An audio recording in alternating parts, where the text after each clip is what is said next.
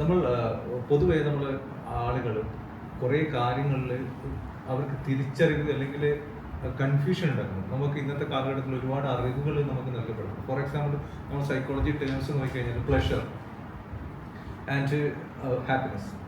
Pleasure എന്ന് പറയുന്നത് നമ്മൾ ഒരു ചെറിയ സമയത്ത് ചിലപ്പോൾ ഒരു ഫിലിം കാണുമ്പോൾ അല്ലെങ്കിൽ കുറച്ച് കൂട്ടുകാരോടൊന്നിച്ച് ചിലപ്പോൾ ഒരു എൻജോയ്മെന്റ് ചെയ്യുന്ന സമയത്ത് നമ്മളെ സംസാരം മറ്റു സാർ പറഞ്ഞതുപോലെ ചിലപ്പോൾ ഒരു ഹാപ്പിനെസ് ഒരു രണ്ട് കൂട്ടുകാരെ കാണുമ്പോൾ അതുപോലെ ആ പ്ലഷർ. പക്ഷേ ഹാപ്പിനെസ് അതിൽ നിന്ന് വ്യത്യസ്തമാണ്. അതുപോലെ ഹോപ്പും എക്സ്പെക്റ്റേഷനും. പല ഫാമിലി ലൈഫും തകർന്നു പോകുന്നത് എക്സ്പെക്റ്റേഷനാണ്.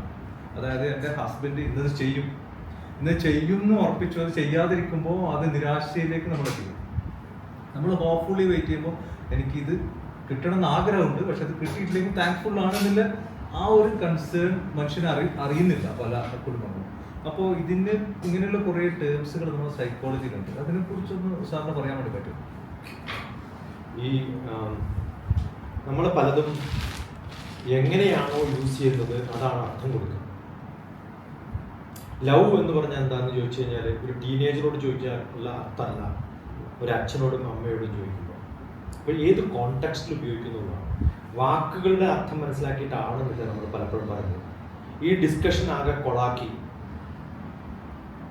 മോശമാക്കിയെന്നില്ല അർത്ഥം. കുളം മോശമല്ലല്ലോ, ഒരു മനുഷ്യനെ ശുദ്ധമാക്കുന്ന സ്ഥലമാണ് കുളം. അപ്പോൾ ഏത് കോണ്ടെക്സ്റ്റിലാണ് ഉപയോഗിക്കുന്നത്. ഇപ്പം ഞാനും അങ്ങയും ഞാനത് പറയുന്നില്ല. ഞാൻ ഒരു ക്ലാസ്സിൽ പോയിരിക്കുന്ന സമയത്ത് മുമ്പിലിരിക്കുന്ന കുറേ ആളുകൾ, ഒരു ചെറുപ്പക്കാരും ബാക്കിയുള്ളവരൊക്കെ വയസ്സന്മാരും. അപ്പം ഇയാളാണ് ചെറ്റ. ചെറ്റ എന്നുള്ള വാക്ക് ചെറുപ്പം എന്നുള്ള അർത്ഥം, ചെറുത് എന്നുള്ള ചെറ്റപ്പുര എന്ന് പറഞ്ഞാൽ ചെറിയ വീട് എന്ന അർത്ഥം. അപ്പം നമ്മൾ ഉപയോഗിച്ച് മനസ്സിലാക്കി ഉപയോഗിക്കുന്ന വാക്കുകളല്ലാത്തതുകൊണ്ടാണ് ഈ പ്ലഷറും സീലും സെസ്റ്റും ക്വസ്റ്റും കുറേ ഇംഗ്ലീഷ് വാക്കുകൾ.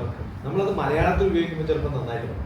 സന്തോഷം എന്ന് പറയുന്ന വാക്ക്, സുഖം എന്നുള്ള വാക്ക്, ദുഃഖം എന്നുള്ള വാക്ക്, ഇതിനൊക്കെ സംസ്കൃതത്തിൽ നല്ല വാക്കുകളാണ്.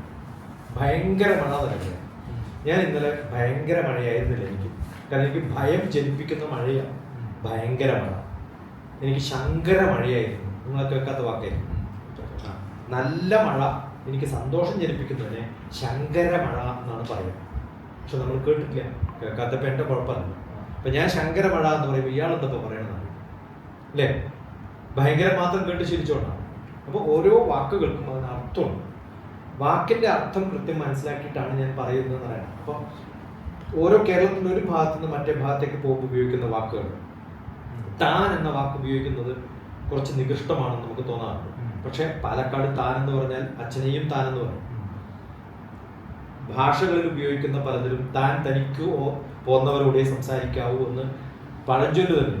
അപ്പൊ താൻ എന്ന് പറയുന്നത് മന്ത്രിമാരെയും താൻ താനാണ്. ഓക്കെ, താൻ നിരന്തരം ചെയ്യുന്ന കർമ്മങ്ങൾ, അത് രാജാവിനും താൻ, ഭഗവാനെയും താൻ എന്നാ പറയും. സാറെന്ന് വിളിച്ചാലേ നമുക്ക് ബഹുമാനമുള്ളൊരു ധാരണ. എന്ത് പൊട്ടത്തരാന്ന് ആലോചിച്ചു നോക്കണം. Sir Isaac Newton, sir CV Raman അല്ല സർ ഡോക്ടർ TPS എന്ന് പറയുന്നത്. എന്നെ ഡോക്ടർ TPS സാർ എന്നാണ് പറയാം. പിന്നെ ചേർക്കുന്നതിന് വിലയില്ലായ്മയും ആദ്യം ചേർക്കുന്നതിന് വിലയുണ്ട്. കണ്ടക്ടർ സാർ എന്ന് പറയും. ഡോക്ടർ TPS എന്ന് പറഞ്ഞാൽ ഡോക്ടർ എന്നുള്ളൊരു ടൈറ്റിൽ ഉള്ളപ്പോൾ സാറെന്ന് വിളിക്കരുത്, ഡോക്ടർ തീർന്നു. അപ്പോൾ നമ്മൾ അറിഞ്ഞുകൊണ്ടല്ല പല തെറ്റും ചെയ്യുന്നത്, അത് അറിവില്ലായ്മ കൊണ്ടാണ്. അറിവും അറിവില്ലായ്മയും വ്യത്യാസമുണ്ട്. നമ്മൾ പഠിക്കുന്ന ടെക്സ്ച്വൽ ആയിട്ടുള്ളത് ചിലപ്പോൾ നമ്മൾ ഒരു നോളജ് ആയിട്ട് മാറും. ആ നോളജിനെ എവിടെ, എങ്ങനെ, എപ്പോൾ, ആരുടെ മുമ്പിൽ പറയണമെന്നറിയുന്നതാണ് വിവേചന ബുദ്ധി. അപ്പോൾ ആ വിവരം ഉണ്ടാവണമെന്നില്ല പലപ്പോഴും നമ്മൾ ഉപയോഗിക്കുന്ന ഹാപ്പിനെസ്സും ബ്ലിസ്സും ഒക്കെ ഒന്നല്ലേ എന്ന് തോന്നും. ഒന്നാണ്, വലിയ വ്യത്യാസമൊന്നുമില്ല. പക്ഷെ ഒരു കുട്ടി, ഒരു മനുഷ്യൻ തരത്തിൽ ഈ വാക്കൊന്നല്ല ഉപയോഗിക്കുന്നത്, ബ്ലിസ് എന്നാണ് ഉപയോഗിക്കുന്നത്. അപ്പൊ ഐ ആം ഇൻ ബ്ലിസ് എന്നാണ് പറയുന്നത്. ഇപ്പൊ എന്നോട് ആരെങ്കിലും ചോദിച്ചാൽ ഐ ആം ഇൻ ബ്ലിസ് എന്നാണ് പറയുന്നത്. ഖം എന്നുള്ള വാക്ക് സ്പേസ് എന്നാണ് അർത്ഥം. അതിൽ സു ചേർക്കുമ്പോൾ സുഖവും ദു ചേർക്കുമ്പോൾ ദുഃഖവുമാണ്.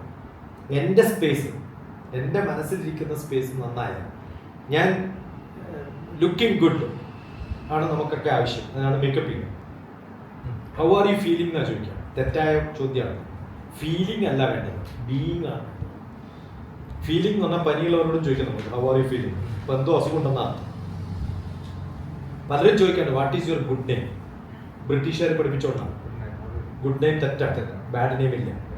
അമ്മ എന്താ ചെയ്യണമെന്ന് ചോദിക്കുമ്പോൾ ഹൗസ് വൈഫാണെന്നാണ് പറയാം. പണ്ട് ബ്രിട്ടീഷുകാർക്ക് ഒരു ഹൗസ് വൈഫും പുറത്ത് വൈഫുമാരും ഉള്ളതുകൊണ്ടാണ് ഹൗസ് വൈഫ് എന്ന് പറയുന്നത്. അപ്പോൾ ഹൗസ് വൈഫ് എന്ന് പറയുന്ന വാക്കേ തെറ്റാണ്, ഹാപ്പി ഹോം മേക്കറാണ്. ഇതൊന്നും അറിഞ്ഞുകൊണ്ടല്ലോ കുട്ടികൾ തെറ്റായിട്ട് പറയുന്നത്, അതിൻ്റെ യഥാർത്ഥ അർത്ഥം മനസ്സിലാക്കിയിട്ടല്ല. അപ്പം അതുകൊണ്ട് ഇപ്പോൾ പള്ളിക്കൂടം എന്ന് പറഞ്ഞാൽ എന്താ അർത്ഥം എന്ന് ചോദിച്ചാൽ പള്ളിയുടെ ക്രിസ്ത്യൻസ് തുടങ്ങിയത് കൊണ്ടാന്ന് പറയാം. പള്ളിക്കൂടം ക്രിസ്ത്യൻസ് തുടങ്ങിയതുകൊണ്ടല്ല. പള്ളി ഉറക്കം എന്ന് പറഞ്ഞാൽ രാജാക്കന്മാരുടെ ഉറക്കത്തിന് എങ്ങനെയാണ് പറയാം. പള്ളി വേട്ട എന്ന് പറഞ്ഞാൽ അമ്പലത്തിലുള്ള റിച്വലാണ്, അവിടുന്ന് വന്നതാണ് പള്ളി എന്നുള്ള വാക്ക്. പക്ഷെ നമുക്ക് അതിൻ്റെ അർത്ഥം അറിയില്ല. ഇപ്പൊ പലപ്പോഴും നമ്മൾ കേൾക്കുന്നത് വളരെ തെറ്റായിട്ടുള്ള വ്യാഖ്യാനങ്ങളാണ്. ആ വ്യാഖ്യാനങ്ങൾക്ക് വലിയ അർത്ഥം കൊടുക്കേണ്ടെന്നാണ്. കാരണം നമ്മൾ വളരെ കൊളോക്കിയലായിട്ടുള്ളൊരു ലോകത്താണ് ജീവിക്കുന്നത്. അത് മാറും. കുറച്ചും കൂടി നോളജ് ഉള്ളവർ സംസാരിച്ച് ഭാഷ മാറി, അതിൻ്റെ റിച്വൽസ് മാറി, അതിൻ്റെ സ്റ്റൈല് മാറി വരുമ്പോൾ തൃശ്ശൂരുള്ള ഭാഷയല്ല കണ്ണൂരുള്ളത്, കണ്ണൂരുള്ളതല്ല പാലക്കാടുള്ളത്, പാലക്കാടുള്ളതല്ല കാസർഗോഡും തിരുവനന്തപുരത്തുള്ളത്. ഓരോ സ്ഥലത്തും ഉപയോഗിക്കുന്ന വാക്കുകളിൽ ചെറിയ ചെറിയ മാറ്റങ്ങൾ ഉള്ളതുപോലെ ഇംഗ്ലീഷിലും ഇന്ത്യൻ ഇംഗ്ലീഷും ബ്രിട്ടീഷ് ഇംഗ്ലീഷും അമേരിക്കൻ ഇംഗ്ലീഷും ഓസ്ട്രേലിയൻ ഇംഗ്ലീഷും ഒക്കെ വ്യത്യാസം. അപ്പം ഇതൊക്കെ വ്യത്യസ്ത തരത്തിലാണ് ഉപയോഗിക്കുക. ഈ വാക്കുകളുടെ തൂക്കം ഉപയോഗിച്ചിട്ട് ആൾക്കാരെ വിശകലനം ചെയ്യുന്ന ബ്രിട്ടീഷുകാരുണ്ട്. അവർ വീട് വാടക പോലും കൊടുക്കില്ല, നിങ്ങൾ കുറച്ച് ലോവറാണ്. അവരുടെ ഈക്വൽ ആയിട്ടുള്ള ഇംഗ്ലീഷ് സംസാരിക്കുന്നവരെ മാത്രമേ അവരെ എന്റർടൈൻ ചെയ്ത് വാടക കൊടുക്കാൻ പറ്റൂ. അപ്പൊ അത്രയും അരിസ്റ്റോക്രാറ്റിക് ആയിട്ടുള്ളവർ ഇന്നൊന്നും അല്ലാണ്ടായി മാറി. അതേ സമയത്ത് ഇതിന് അത്രയും അരിസ്റ്റോക്രാറ്റിക് വാല്യൂ കൊടുക്കാത്ത ഹിപ്പികൾ ഉപയോഗിക്കുന്ന ഭാഷകൾ ഉപയോഗിച്ച് അമേരിക്കയാണ് വേൾഡ് റൂൾ ചെയ്യുന്നത്. ഇത് മാറിക്കൊണ്ടേയിരിക്കും. ഇപ്പൊ സാർ എന്ന് വിളിക്കുന്നതിന്റെ ബഹുമാനം അമേരിക്കയിൽ പോലും വിളിച്ചാൽ ടെർമിനേഷൻ ലെറ്റർ തരും, അവർക്ക് ഇഷ്ടമല്ല. ഓക്കെ, അടുത്ത കാലത്ത് ഞാൻ ശ്രീലങ്കയിൽ പോയ സമയത്ത് അവരോട് സാർ എന്ന് വിളിക്കരുതെന്ന് പറഞ്ഞപ്പോൾ അവരോട് പകരം ഞങ്ങൾ എന്ത് വിളിക്കുന്നു വെച്ചാൽ നിങ്ങളുടെ ഭാഷയിൽ ഒരാളെ എങ്ങനെയാണ് നിങ്ങൾ അങ്ങ് എന്നൊക്കെ നമ്മൾ പറയുന്ന പോലെ മലയാളത്തിൽ എന്താണ് പറയാ, മഹാത്മാ എന്നാണ് പറയാന്നുള്ളത്. അതിന് എത്ര നല്ല വാക്കാന്ന് ആലോചിച്ചു അല്ലേ? നമ്മൾക്കൊരു മഹാത്മ മാത്രമേ ഉള്ളൂ, ശ്രീലങ്കയിൽ എല്ലാവരും മഹാത്മാക്കളാണെന്ന് പറഞ്ഞത്. അപ്പോൾ ഒരാളെ നമ്മൾ അഡ്രസ്സ് ചെയ്തത് മഹാത്മാ എന്നൊക്കെയാണ് ബഹുമാനം ഉണ്ടെങ്കിൽ. നമ്മളിവിടെ എന്താണ് അങ്ങനെ വിളിക്കുമായിരിക്കും ഇല്ല. അങ്ങനെയാണ് ടാഗോർ മഹാത്മാഗാന്ധിയെയും മഹാത്മാഗാന്ധി ഗുരുദേവ് എന്ന് തിരിച്ചു വിളിച്ചത്. എത്ര വലിയ വിവരമുള്ള ഒരാൾ ജീവിച്ച ലോകമാണ്. നമ്മൾ ആരെയും അങ്ങനെ വിളിക്കാറില്ല.